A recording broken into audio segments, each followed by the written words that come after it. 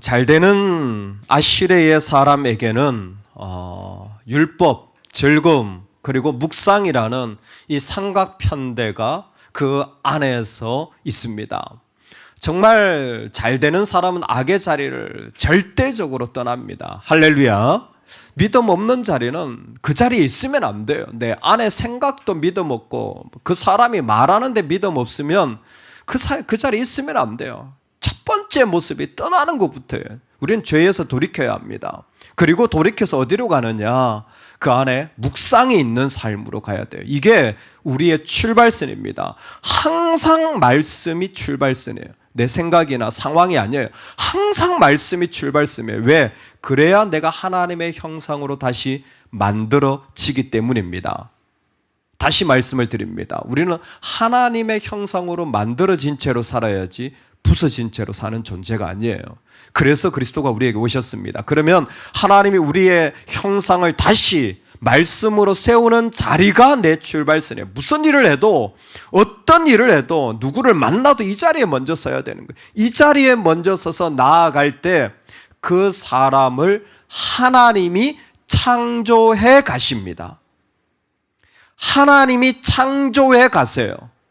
다른 때가 아니라 하나님이 말씀으로 시작하시는 때에 창조가 일어납니다. 그 창조는 성령을 통하여 지금도 우리 안에 하나님이 새로운 영을 부으셔서 새로운 성전 되게 하시는 역사가 지금도 일어나고 있습니다.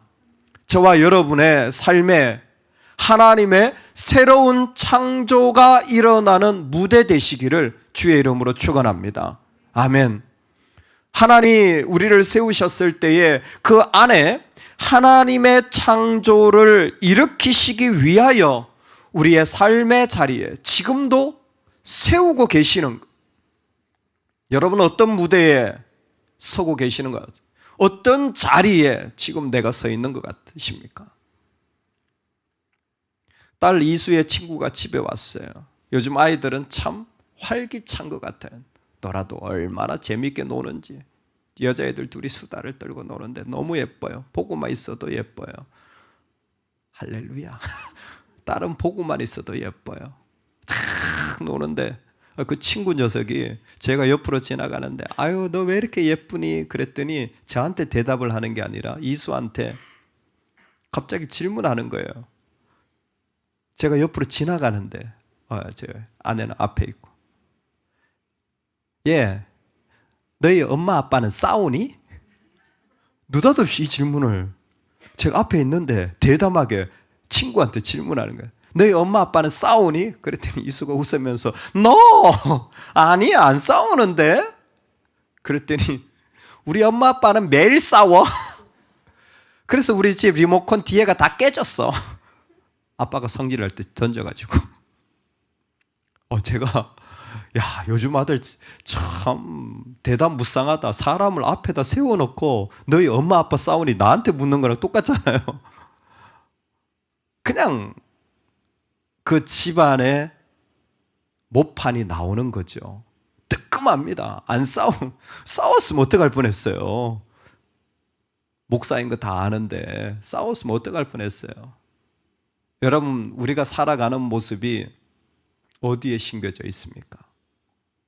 하늘을 시작하면서 가정예배를 시작하고 카톡방에 보니까 가정예배 카톡방에 막 어제 우리 팀장님 열심히 가정예배 도전하려고.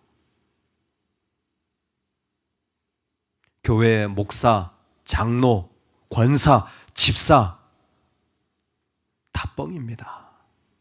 다 뻥이에요. 실제로 그 사람이 어디에 심겨졌는지 우리는 봐야 돼요.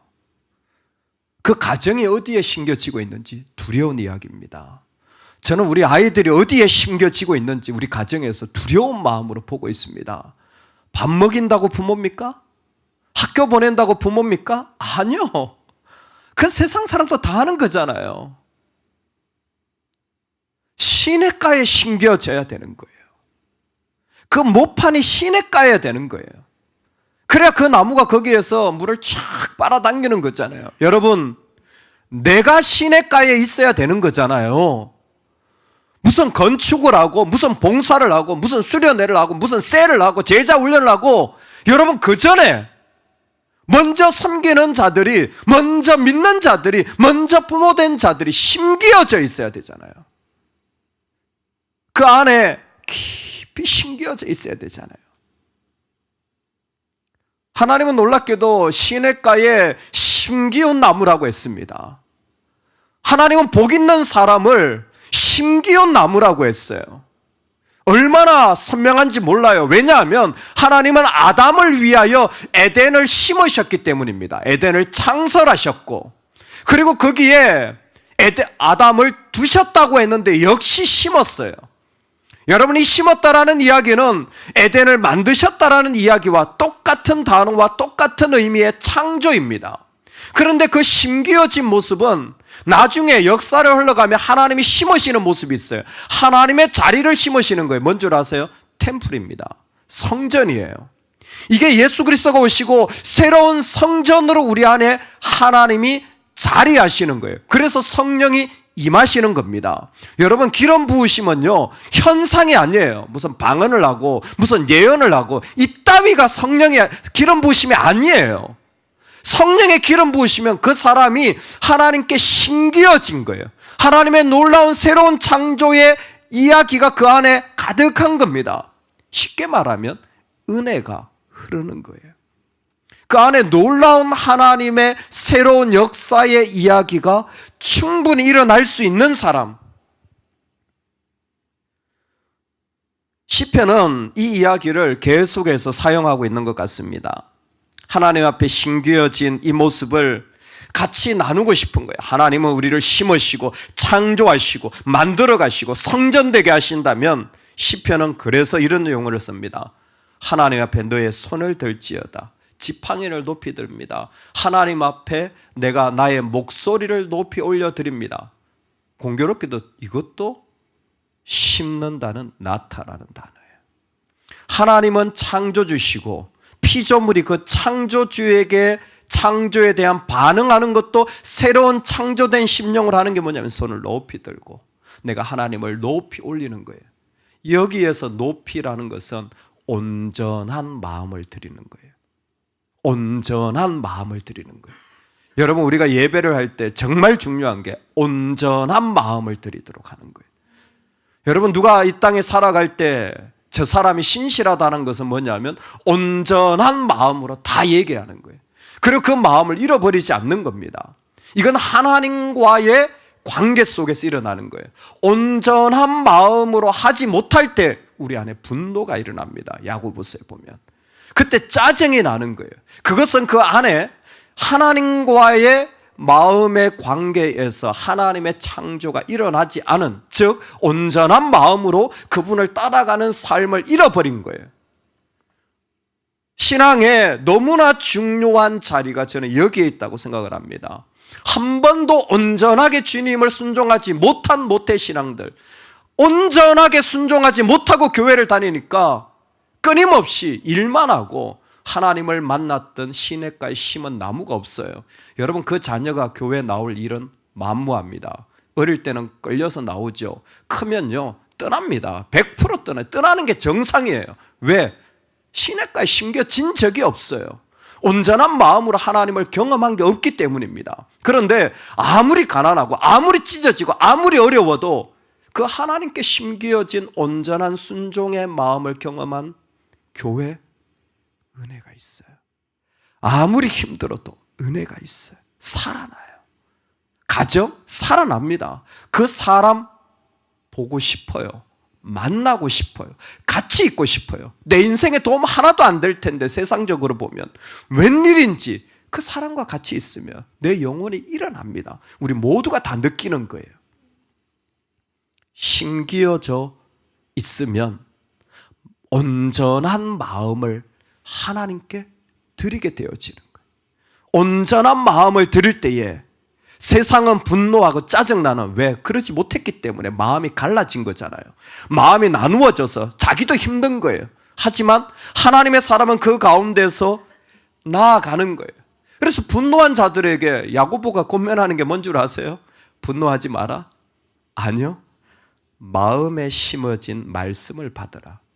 너무 똑같지 않아요? 마음에 심어진 말씀을 받으라. 짜증이 났는데 말씀을 받으라는 게 무슨 얘기처럼 들립니까? 이상한 얘기처럼 들리잖아요. 아니요. 원리를 보면 네가 하나님께 온전히 마음을 못 드렸잖아. 너 마음 심겨지지 않았잖아. 분명히 드러나지 않았니? 지금 너에게 은혜가 없는 거예요.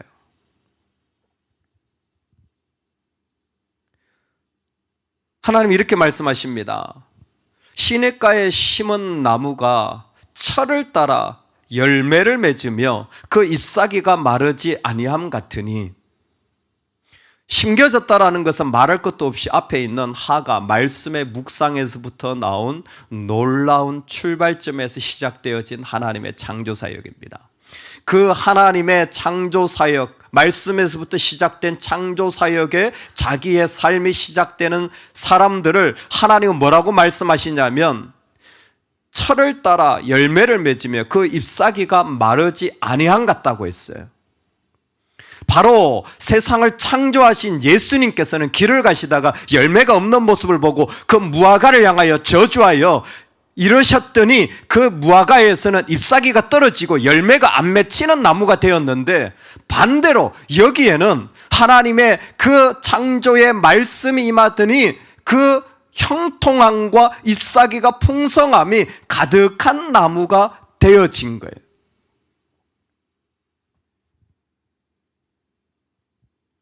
레슬러스라는 사람이 연쇄살인범을 연구하는데 그분의 가정은 이런 것이었습니다. 연쇄살인범들은 악하니까 가난한 집에서 태어났을 거야. 연쇄살인범들은 아주 무지막지하니까 편부모 밑에서 태어났을 거야.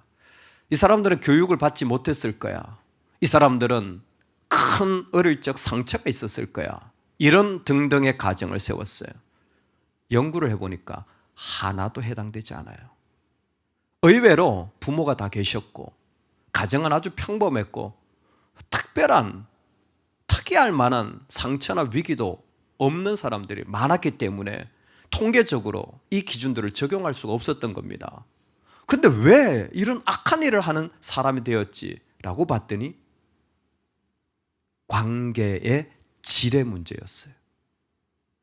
부모가 있는데 부모와 관계가 깊지 않아요. 친구가 있는데 관계의 질이 깊은 친구가 없어요.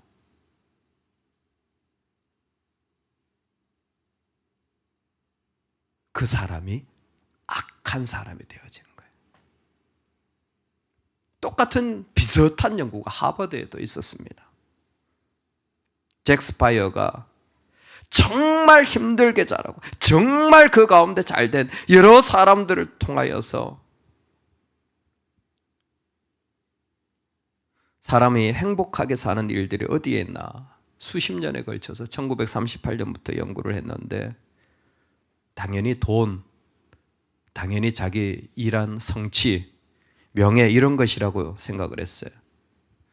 그런데 그분의 결론은 그 어디에도 연결되어져 있지 않고 가장 중요한 키는 좋은 관계라고 했습니다. 깊이 좋은 관계를 맺은 사람은 외롭게 자란 사람보다 뇌 기능이 훨씬 활성화되고, 많은 친구가 있는 것보다 관계의 질이 많은 5명 이상의 좋은 사람들은 나이가 들어서도 훨씬 건강한 삶을 살게 되고, 심지어 이런 관계는 몸뿐만 아니라 자신의 뇌와 마음조차도 보호하여서 이 사람은 자기가 어려울 때 자기를 도와줄 수 있는 사람들이 주변에 꽤 많이 있게 되어지는 삶의 질을 가지고 있더라는 겁니다. 여러분과 하나님과의 관계의 질은 어떠십니까? 우린 여기서 출발하는 겁니다. 나와 하나님과의 관계의 질을 따져보시기 바랍니다. 여기가 바로 우리의 삶에 너무나 중요하게 선포해야 될 자리예요.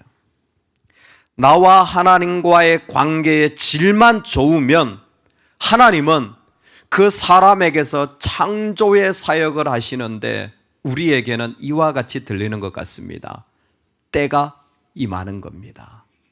때가 임하는 거예요. 은혜가 있는 사람에겐 그 때가 계속 임하는 것 같아요.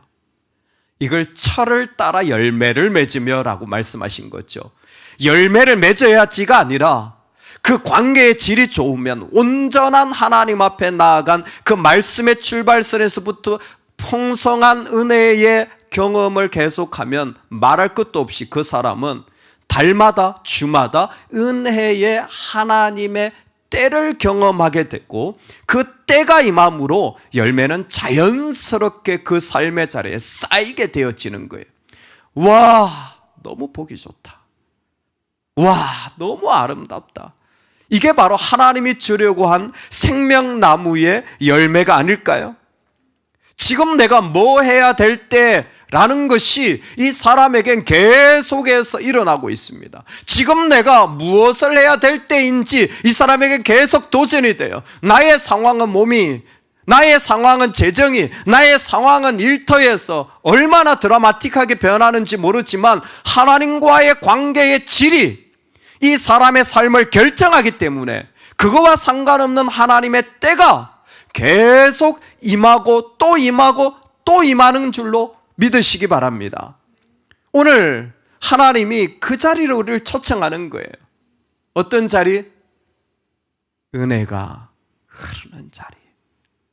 그 하나님의 창조가 임하여서 하나님의 때를 계속 하나님 날 원하시는, 이거 지금 하나님 앞에 내가 살아가야 돼. 지금 교회가 이 일에 하나님의 때를 선포하시는구나.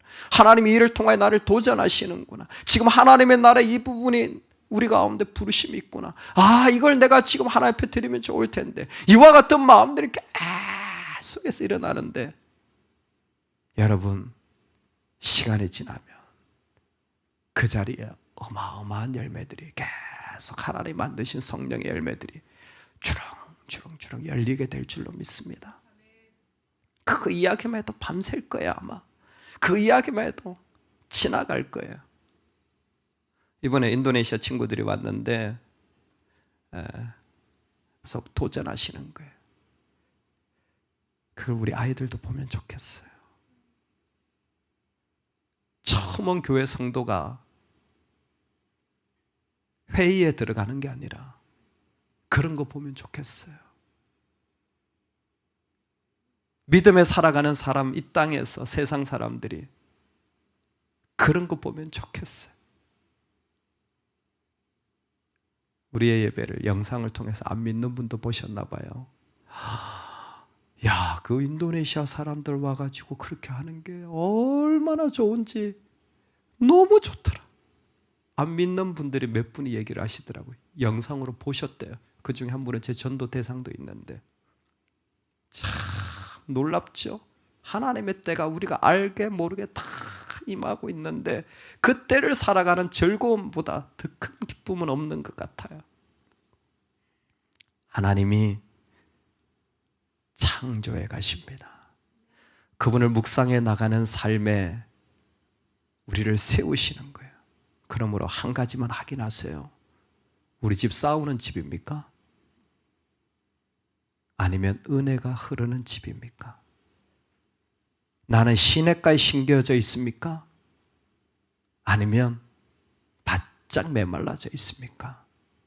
하나님과의 관계의 질을 확인한다면 그 삶은 하나님의 때를 살아가는 삶이 될 줄로 믿습니다. 이 아름다움이 저와 여러분에게 가득하기를 주의 이름으로 축원합니다. 아멘.